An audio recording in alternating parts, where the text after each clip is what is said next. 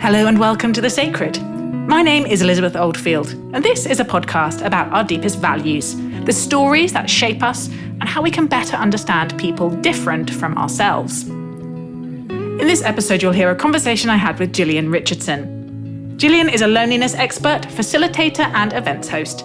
She's the author of Unlonely Planet: How Healthy Congregations Can Change the World. We spoke about the drivenness of her Waspy, East Coast American childhood, how she balances vulnerability in her public profile, the cringiness and rawness of talking about loneliness and the associated shame, and how her adventures in finding belonging in secular congregations eventually led her to join a church. I hope you enjoy listening. Jillian, I'm going to hit you with a hefty word, which is sacred. And maybe before we get to what you hold sacred, how did you react to that word? Is it very familiar? Do you feel attracted to it? Is it a bit spiky and off-putting? Is it one you use a lot? Where does this kind of sit in your emotional color wheel? It feels a little intimidating, I think, because I'm not someone who is really formally in religious spaces too much. And so I feel like sacred, I want to choose my words carefully because while I'm not necessarily religious, I do think that things are sacred. And so choosing what I hold sacred felt like a big task. Yeah. It's okay. It is. It's supposed to be. You're like, yeah, that's the point. Yeah. And I think it's important to say I don't really expect, almost no one comes with like fully formed, definitive answers. And there's quite a bit of theory about this in academic circles that we almost don't know what we hold sacred until it's transgressed. And we get that like ick reaction of something's feeling like deeply wrong. Yeah. But we might go through our whole lives and not know. And there's people who think there's no such thing as an individual sacred. There's only the collective sacred. So it's basically an excuse to like go deep early on. Yes. So dial down the intimidation. I just want to know what came up for you. What when you were reflecting, what was your guess about what might be sacred for you? So the thing that popped up first for me was community healing. That feels really sacred to me. And by that, I mean spaces where people come together to help kind of unburden themselves of something. And so that could look like a 12-step meeting. It could look like a men's group, or I'm part of this organization called Woman Within, which is, it's a weekend for women to kind of heal together. And for me, sacred and magic are kind of interchangeable.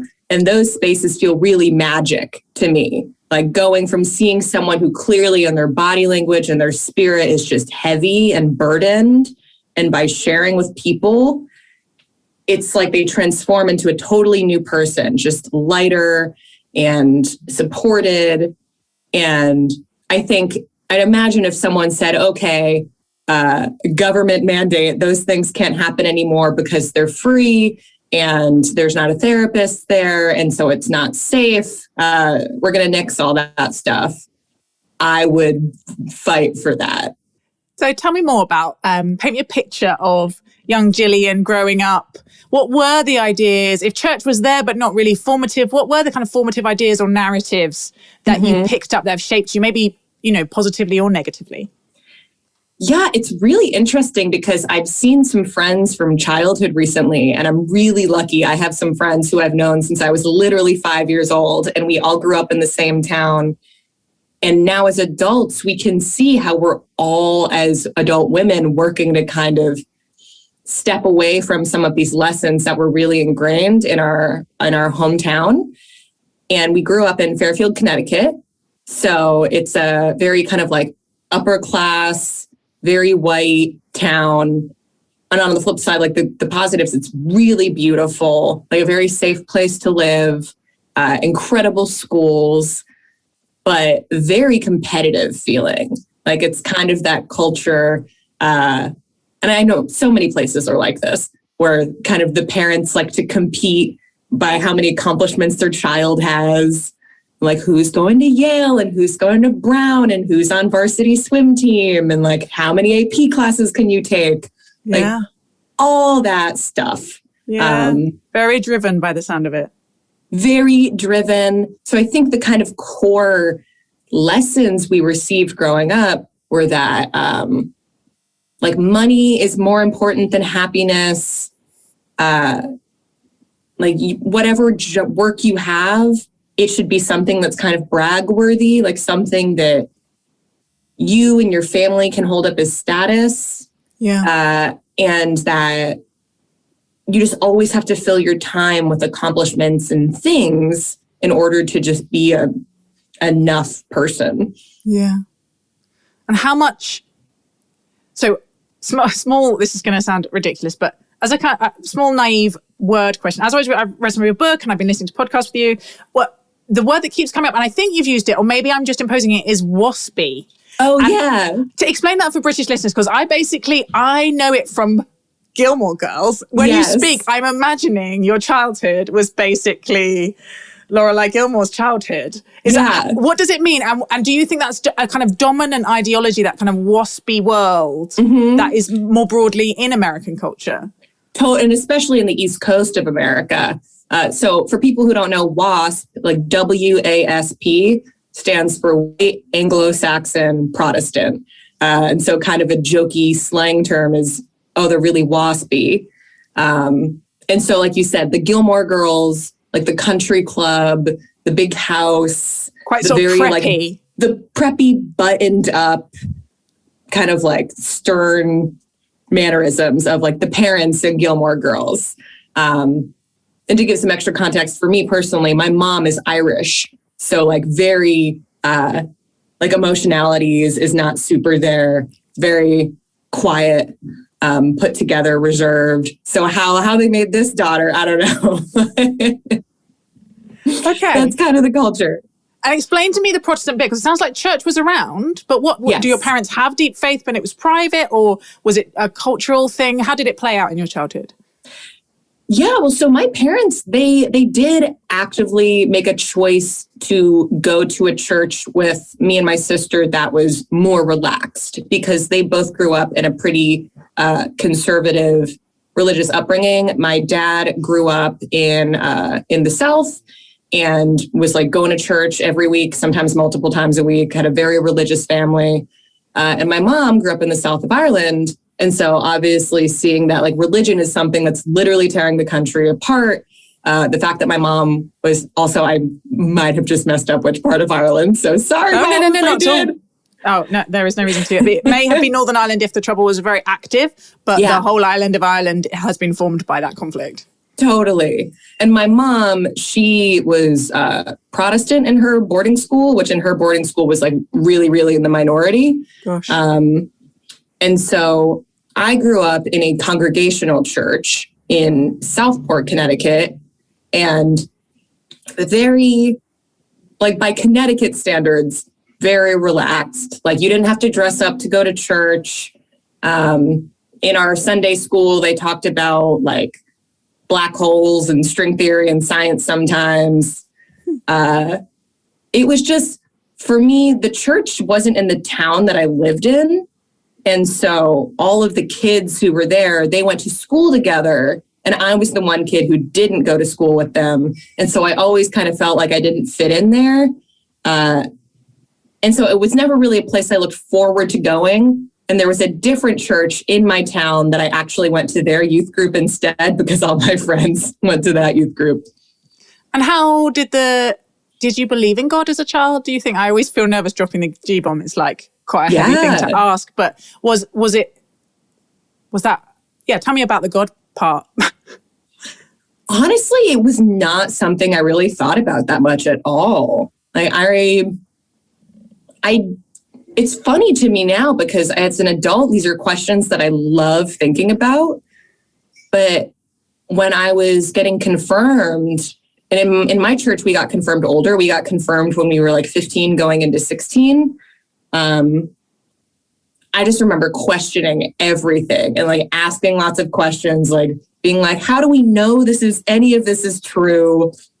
Like I was kind of the skeptic of our group, which our pastor said when I got confirmed. She was like, Jillian asked the most questions of the group. I guess it just didn't seem pertinent to my life at all. The impression I get from your writing is in some ways you are or have been the kind of archetypical young millennial elder generation, archetypal religious nun in the NONE sense, in the sense of not hostile, but just not very interested, like not impressions of the church being not a place for you, like not a place for a particular generation of young people coming through. Like, how did you get from that being confirmed there to kind of shedding, I guess, part of that identity and filling in a quite sort of settled, non-religious identity? Yeah, well, I wrote a book about community outside of organized religion called Unlonely Planet. And writing that book, I knew I wanted to write a book about community, and I wanted to write a book about loneliness, because those are just ideas I really wanted to explore. And a book is the best way to do that. And part of the process of writing a book is figuring out, like, what's my unique angle? Why will this book be different than all the other books about this topic? And what seemed to come up in some studies about loneliness was that as attendance in organized religion is going down, especially for young people, that correlates with loneliness going up.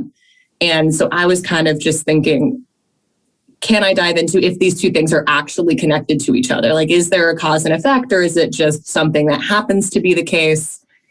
And through writing that book, I ironically got more interested in organized religion and realized all of these religious leaders I'm talking to, these people who are really daily exploring these issues of faith, they seem to have something that I want for myself and that I think the world could use more of. That through their faith, they seem more connected to these values of love and community and connection, because there's kind of something bigger that's calling them to invest in those values every day. And I guess it kind of started to feel shallow for me to not explore those things. I'm like, there's this whole other world and I'm just going to not do any of it. That seems, now that I've explored it, that just seems foolish to me for myself. Yeah. Because your book is called Unlonely Planet, something about the power of healthy congregations. Yes, really, how healthy congregations can change the world. Yeah. And so I've been reading a bit about it this morning and thinking it through, but paint me the picture of where it started, because you have carved out this place for yourself as the kind of, you laughed because you were like, someone was like, oh, she's the loneliness woman. Yeah. As the loneliness woman, as the person who speaks about loneliness and what we need to overcome it. But you're very honest about the fact you can't really do that without being vulnerable and being personal. So it started very personally, I think, when you moved to New York City. Tell me a bit about that. Yeah, so when I moved to New York, I really only knew one or two people here, but I was really excited to move to the city, originally because I was kind of hell-bent on writing for late night television. And I was just like, I'm graduating college early. I'm getting to New York. This is my place. Like, the day after Christmas, 2015, was when I moved to New York. I was just ready. And the first night I was in New York, I was supposed to hang out with a friend, and I was so excited. I was like, first night out as an adult in New York, here we go. And like, I text my friend and I shower and I haven't heard from him. I change and I haven't heard from him. And like, I put on my makeup and I realized, like, oh, I'm not going to hear from him. Like, the one friend I have, my one plan, bailed on me. And it was kind of that moment where I was like, I'm in a new place. I'm in a new stage of my life. I don't have a job. I don't know anyone here. And it felt really scary, like really vulnerable. And I feel like I kind of took that feeling, and in that moment, I was too scared or too kind of unequipped to really feel my emotions to actually go into it. And instead, I was just like, nope, I'm going to cover this scary feeling with a bunch of stuff. And I just filled my calendar with going to events and meeting new people.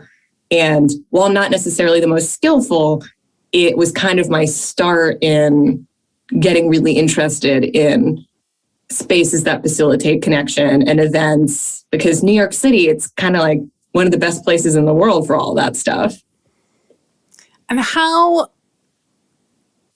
you've been on this really interesting journey of beginning to help kind of create an events culture that deliberately forces people into these slightly more vulnerable, slightly more open connections that basically normalizes the idea that everyone, maybe not everyone, but that most people, many more people than we think are very lonely. And you talk about going from I'm lonely, something is defective with me, to, oh, we're all lonely and I'm going to be the one who will talk about it. But I'm going to confess something. And I think the only reason I feel safe to do this, because I think this won't be the first time this has happened to you and you've written about it. But there is something really cringy about this whole topic, right? The like rawness of human need to be seen and to see people and to connect with them. Particularly, I think as a Brit, there's like one other click over. Totally. Where we're like, irony, cynicism, earnestness, self-protection, and anything, like some of the stories you tell about camps where people have silly names or like cuddle puddles to top people's touch, the need for touch to top it up. My research brain, which knows the power of this stuff, is going, really important. And my whole body is like, ugh. You're like, no, don't do it. So how did you overcome? Because you've had to be pretty. You've been vulnerable is sort of overused now, but very much the public person who's prepared to say, I have been, and sometimes I still am deeply lonely, and I need people. Yeah. Tell me about that. How do you do it? How do you maintain it? Are there times where you're like, well, screw this, I'm getting too much flack? How do you hold that position in a healthy way, I guess? Yeah, well, it definitely wasn't what I thought I was doing. When I started my newsletter, The Joy List, and it's a weekly newsletter of events you can go to by yourself and leave with a new friend in New York City. I just started it because after the 2016 election in America, New York felt like it was being torn apart. Like I've never felt this energy in the city of just so much despair. Like people were crying publicly all over the place. There was kind of this energy of like, I feel like I can't trust people. This country is being torn apart. Just so much desperation. And a lot of political projects were starting around that point. Like so many people saying we have to bridge the divide and we have to talk to each other. And that wasn't my expertise. Like I don't have a lot of knowledge in politics, so I would be a garbage person at starting a project like that.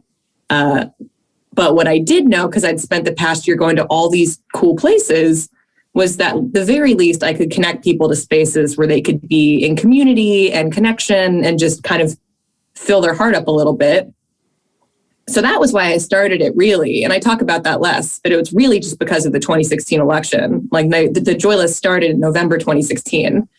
But as I started to do it and I kind of talked about my own experience of feeling lonely in New York, it was like I'd unlocked this thing and suddenly people at parties and strangers who didn't even live in New York City were emailing me like this confessional to say like, oh, I also feel lonely.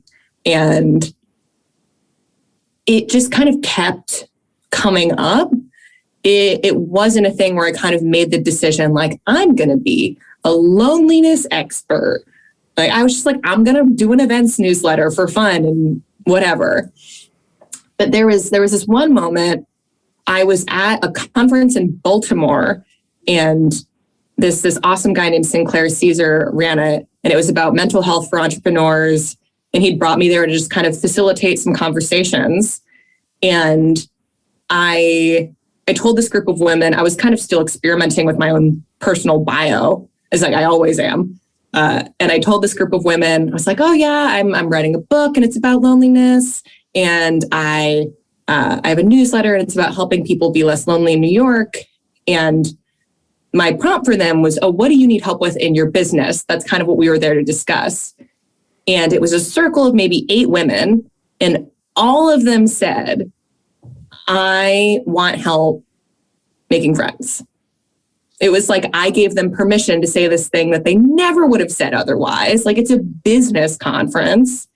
And the thing that blew my mind the most is there were these 2 women sitting next to each other. And one woman said, they're maybe in like their 50s. One woman said, my daughter just left to college and I don't want to bother my friend and say that I would like to see her more because I'm feeling kind of lonely. And this other woman who's sitting next to her said, well, my daughter just left for college and I just don't want to feel needy. Like, I don't want to bother my friend. She's got so much going on. So I guess I'm just going to hang out on my own. And these 2 women sitting next to each other were talking about each other. They were each other's best friends sitting next to each other. And it took me, a totally random, like 24-year-old woman, to get them to have this conversation because they both felt so much shame about literally just needing their friend. Like you said, it feels so cringy to own. Like, yeah, I'm in this big transition in my life. My daughter, this form of social connection I had is gone. And I need a new form of social connection. Yeah. Like, so normal. Yeah. But that moment made me see, like, oh, there is a social role for someone starting the conversation. And especially someone like me, who I'm very bubbly and very extroverted. And so it kind of is like, oh, well, if this person who seems like she's got this set of social skills that people desire, if she feels lonely, then like I can feel okay and permissioned to say so as well. Yeah. So I am very much on board with the power of vulnerability for creating space for other people to feel less alone, not just in their loneliness, but in a range of things. To say, oh, you too. You know, it's not just me. You seem like you've got all your stuff together, but maybe you don't feel like that all the time.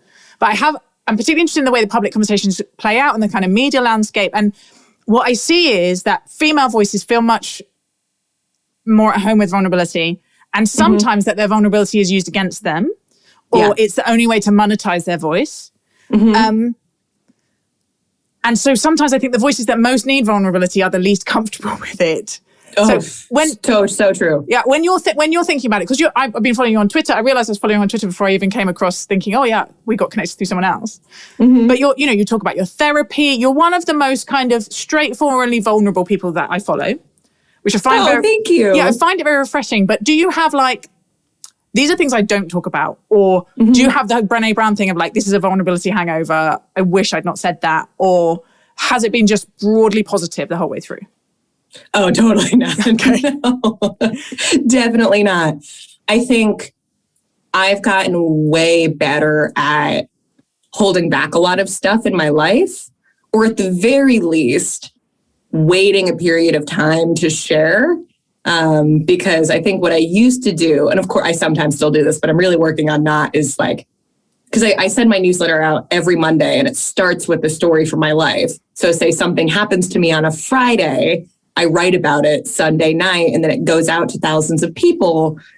And I might not think like, maybe I should have processed that a bit more. Yeah, like I should have processed that. Maybe I should have asked permission from my friend who I'm like talking about in the story, like not naming them, but like they're in it. And I've had a few fights and arguments with people where I was just like fully in the wrong. And so realizing like, take some time. Patience is not my strong suit. And so that's something that I'm always trying to work on. And also I kind of have a rule for myself that I don't share stories of my own personal friendships very often, if at all. Like I don't like to share photos of my friends or anecdotes necessarily between me and friends in my life, because it feels like I'd be monetizing my friendship or like using my friends as a way to prove that I'm good at my job, which feels gross. Yeah, that's a helpful thing. Talk to me about junk values, because your work is, you're very good at saying there is a loneliness epidemic and it is harming our health. And it is, from a kind of Christian theological perspective, we talk a lot about kind of relational values in society and connection as a kind of deep Trinitarian value of societies that hold together and are healthy and are demonstrating the ability to love our neighbors, right? And if there's a loneliness epidemic, that's not helping. And you take this phrase from Johann Hari about junk values, which I think kind of reveal an underlying anthropology, an underlying sense of what a good life looks like. And it relates to your point about the sort of Waspy background. What do you think the junk values are that are driving a loneliness epidemic? Oh, I think it's really what we talked on a little bit earlier of essentially like individualism and this deep shame of asking anything of anyone else.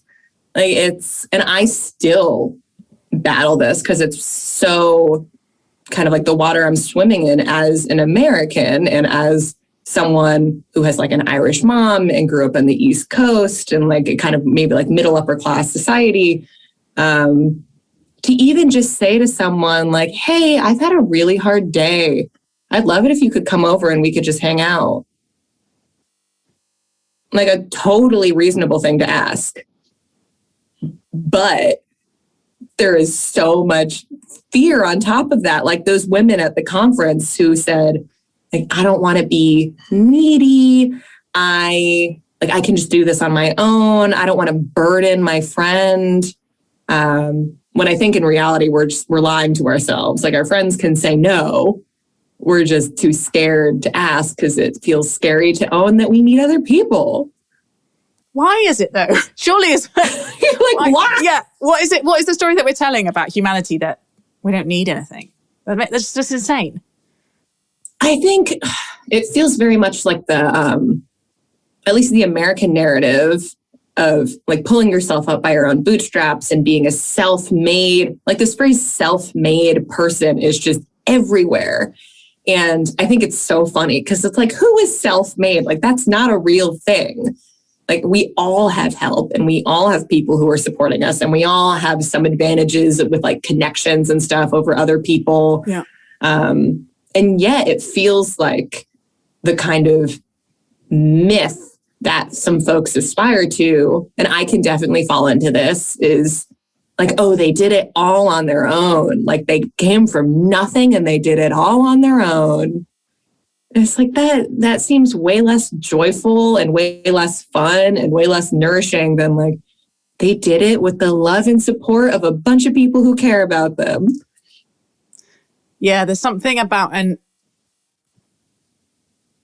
again, it's a theological thing we've been pondering recently at Theos about gift, about seeing the world as something to be grabbed that only the strong can grab, or receiving the world as a gift to be received and acknowledging there's a kind of humility in acknowledging how much you've received. And then if that's the norm, then asking and also giving of yourself to other people feels less like transactional, like you need to go, okay, what's the advantage everyone's getting here so that we're all pursuing our individual interest, but more of a posture. I wanted to ask about secular congregations because you talk a lot about there being something particular about not just lots and lots of individual friendships, but groups of people who are in some ways committed and consistent and have maybe some kind of eldership or mentorship structure. How did you find these secular congregations that you felt were in some ways echoing maybe some of the religious congregations that earlier generations would have gone to for their sense of belonging? Yeah, well, I definitely wasn't doing it consciously. Like I wasn't going to these spaces to say, oh, I don't love church, so let me go find a space that's kind of like church, but is secular.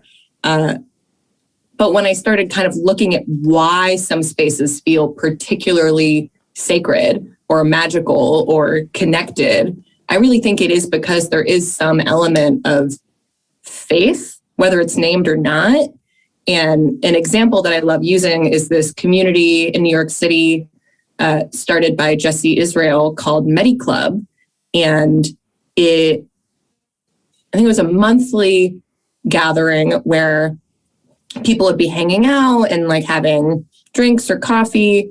Then somebody from the community would stand up in front of everyone and share a really vulnerable story, and like a story that they practiced beforehand.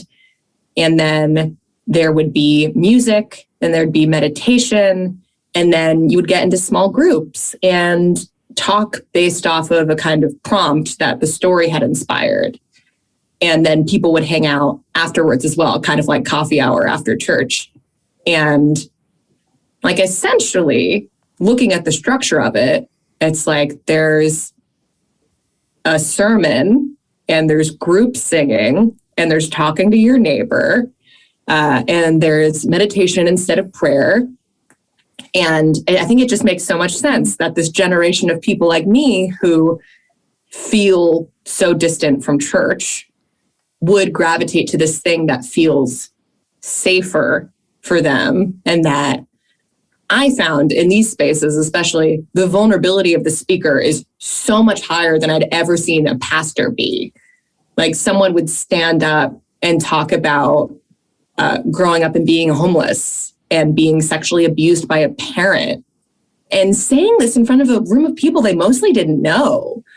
And it was funny. I liked to notice after someone would speak, looking at the faces of people who'd never been there before, when they realized they were about to talk in a small group with other people. And it was often the men who, like, it was like their eyes started to look really scared because they're like, oh my God, that person just shared that. Like, what are we going to talk to each other about? But it always blew my mind every time, because I would always try and talk to people I'd never met. How it always seemed like we were like meant to be in that small group, and we would share really interesting, vulnerable things with each other. I'm such a sucker for those moments of like small group. You never met these people. You'll probably never see them again. There's just something so intimate about that moment. Yeah. Spell out for me why church. You said something like church wouldn't feel as safe for them. Mm-hmm. Unpack that for me. Well, I mean, for my identity, I'm pretty much straight. And so I didn't grow up with the church telling me that I'm a bad, sinful person.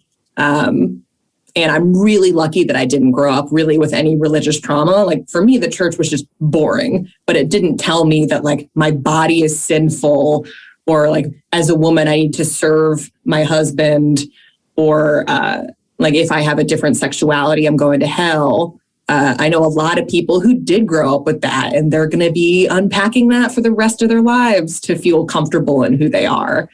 And so I think there's a huge advantage to be in a space that feels sacred. Like you're literally sitting in silence with people and honoring somebody's story and listening to someone sing a beautiful song and singing together. They actually developed a community song that we would sing every month together. And like they would split it up into 3 parts like a choir. So it really is very similar to a religious service. And there's just none of the kind of extra baggage of the shame component that I think, unfortunately, so many religious services still have.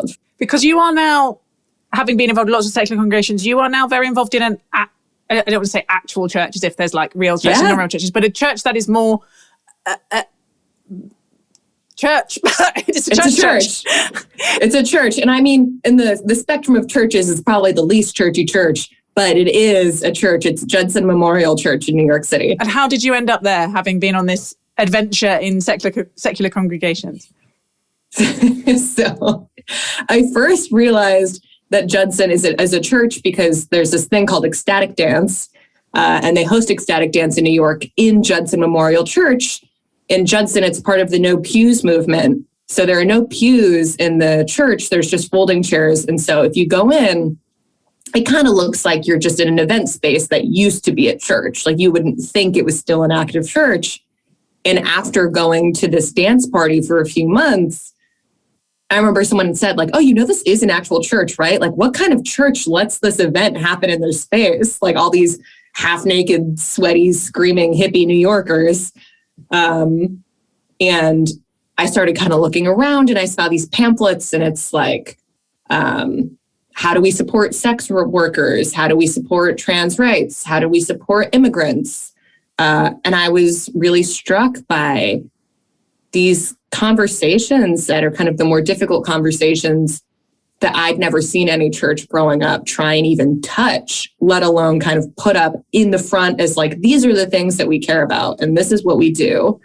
And a friend of mine, Ava, she joined, they have this thing called a community ministry program. Some people who are training to be actual ministers and some people who are kind of more secular leaders or activists, training to show up in the community in a better way. And she really loved the program and she loved Donna and Micah, the ministers who were running it. And I was like, I think I want to start going to these services. And I very quickly decided I wanted to become a member. I think after like a month, I joined the program to become a member and was a member by March of 2020. So right before the pandemic happened. Yeah. And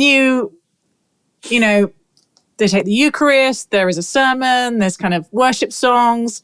I'm going to ask you the question again, just because I'm always nosy about this. Mm-hmm. On the God stuff, like, is that still really very much not what you're there for or what your heart needs? Or is it a live question? It always feels like asking about someone's sex life. So I'm sorry if this is too vulnerable. Oh, I love it. Oh my, these are the conversations. This is why I love having religious folks in my life, because like you said, with so many people, this feels like deeply personal and taboo. I mean, it's like why I love having sex positive people in my life. We're like, let's talk about all these things. So for me now, God is actually really important in my life and spirit is really important in my life. And living in New York City, it feels like something I can't necessarily talk about that much. And that's why I really actively curate my friend groups to have those conversations. Yeah. My colleague Nick's written a book called Atheists, The Origin of the Species, which traces the way that atheism just displays itself differently depending on the context that it's in. So American atheism is actually quite different from French atheism because of the history of kind of anti-clericalism, et cetera, et cetera. Anyway, at the end of the book, he talks about the history of non-religious congregations and the ethical society and the various things. But I think the thing that's always a challenge is the why of why show up, like why continue to, and it's one of I think the sort of gift or resources that the church has is it just is able to narrate that story in a particular way with a metaphysics. Mm-hmm. But it's one of the key things you point out about congregations, that there is a self-sacrificial element to this, right? In order to overcome loneliness, you need to commit to other people. You need to put yourself out a bit sometimes in order to draw closer. Mm-hmm. I wanted to ask you my final question, which is about what you've learned about engaging across difference, because you have just like traversed a bunch of tribes in a really interesting way. Totally. And I'd say a lot of our listeners aren't religious, or they're kind of spiritual but not religious, might really chime with your sense of kind of the religious nuns and concerns about the church's sexual ethic and what it means for LGBT people, etc. And then there's a bunch of people who are, committedly religious people, a bunch of Christians. What would you say to each group about what you wish they understood about the other? Because you feel like someone who's been in both. For non-religious people who are allergic to religion, mm-hmm. what would you like them to understand? And for religious people who maybe are scared of those outside the church, mm-hmm. or worried about the rise of religious nuns or feel a hostility, what would you like them to understand about that group? Yeah, I love this question because I see myself as like a bridge person in a lot of different areas. Like I love being in both worlds. I think that for people who are intimidated by religious folks, I would say most of these people are in these spaces because they want to be a better person and they want to show up in the world in a more loving and kind way. Like when you get down to it, that's really why so many people go to church. Like they want to be reminded of what it feels like to embody love. They want to give and receive love, be loved. That's kind of the whole thing. if I was going to be super, super simple about it. And then for the folks who are in the world of religion, who are kind of intimidated by the people who are not religious, I would say you probably share a lot of the same values. It's just that there are a lot of people who have been told by organized religion that they are inherently sinful. And so, of course, you don't want to be in a space that's telling you that your nature is bad. Like, why would you want to be in a space that tells you that? And so for those people, being in other spaces really helps you get to the same place of giving and receiving love more freely and feeling inspired by, you might call it your spirit or faith or connection. It's like all of the same interchangeable stuff. Jillian Richardson, thank you so much for speaking to me on The Sacred. Thank you for having me.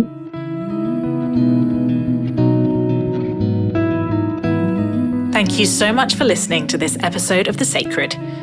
Remember, sharing is caring, as my 4-year-old says, so please do send this or another episode to a friend, rate us on Apple Podcasts, or my personal favourite, leave us a review. I really get a thrill when I see a new one pop up. Huge thanks to Abby Allison for research and production support, and Emily Down for our visual identity. We are edited by Drew Hawley, and our music is composed and arranged by Luke Stanley, with vocals by Lizzie Harvey. The Sacred is a project of the think tank Theos, and you can find out more about our work at theosthinktank.co.uk.